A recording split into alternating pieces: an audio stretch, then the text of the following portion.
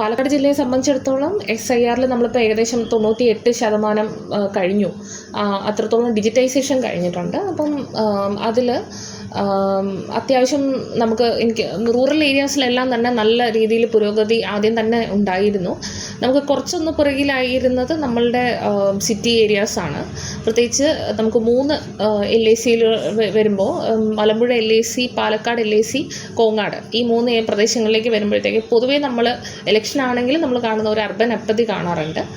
അത് ഈ enumeration forms കൊടുത്ത് തിരികെ വാങ്ങുന്നതിൽ നമുക്ക് ആ ഒരു കുറച്ചൊരു ഡിഫിക്കൽട്ടീസ് ഉണ്ടായിരുന്നു അതിനകത്ത്. പക്ഷേ ഇപ്പം അത് ഓൾമോസ്റ്റ് കവറായി വരികയാണ്. ജില്ലയിലെ പല LACകളും പല രീതിയിലുള്ള പ്രോഗ്രസ്സാണ് ഉള്ളത്. അപ്പം ഓൾമോസ്റ്റ് 100% ആവാറായിട്ടുള്ള, ഇപ്പോൾ ഷൊർണൂർ പോലെയുള്ള LACകൾ ഓൾമോസ്റ്റ് 100% അടുത്ത് എത്തിയിട്ടുണ്ട്. 99.6 ആയിരുന്നു ഇന്നലെ തന്നെ. പക്ഷേ നമ്മളുടെ പാലക്കാട് LACയിലേക്ക് വരുമ്പോൾ 93 to 94% ഇടയ്ക്കാണ് ഇപ്പോൾ നിൽക്കുന്നത്. അത് നമ്മൾ എത്രയും പെട്ടെന്ന് തന്നെ അത് കംപ്ലീറ്റ് ഡിജിറ്റൈസേഷൻ ചെയ്ത് മുമ്പോട്ട് പോകാമെന്നുള്ളതാണ് നമ്മൾ വിചാരിക്കുന്നത്. പിന്നെ നമുക്ക് എല്ലാവർക്കും അറിയാവുന്ന പോലെ പാലക്കാട് ജില്ല എന്ന് പറയുന്നത് ആദിവാസി മേഖലകൾ കൂടുതലുള്ളൊരു സ്ഥലമാണ്. അപ്പം അതിൻ്റേതായിട്ടുള്ള കുറച്ച് ഡിഫിക്കൽട്ടീസും ചാലഞ്ചസും നമുക്ക് പാലക്കാട് നമുക്ക് കാണാൻ പറ്റും.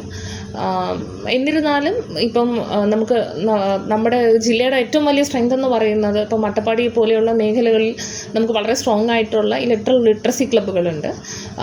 വളരെ ആക്റ്റീവായിട്ടുള്ള സ്റ്റുഡൻസും വളരെ ആക്റ്റീവായിട്ടുള്ള വോളണ്ടിയേഴ്സും അധ്യാപകരും ഈ ഇലക്ട്രൽ ലിറ്ററസി ക്ലബ്സിൻ്റെ ഭാഗമായിട്ട് ജില്ലയ്ക്ക് വേണ്ടി പ്രവർത്തിക്കുന്നുണ്ട്. 2 കോളേജസിൽ നിന്നാണുള്ളത്. ഒന്ന് രാജീവ് ഗാന്ധി മെമ്മോറിയൽ ഗവൺമെൻറ് കോളേജും 2 IHRD അഗളി.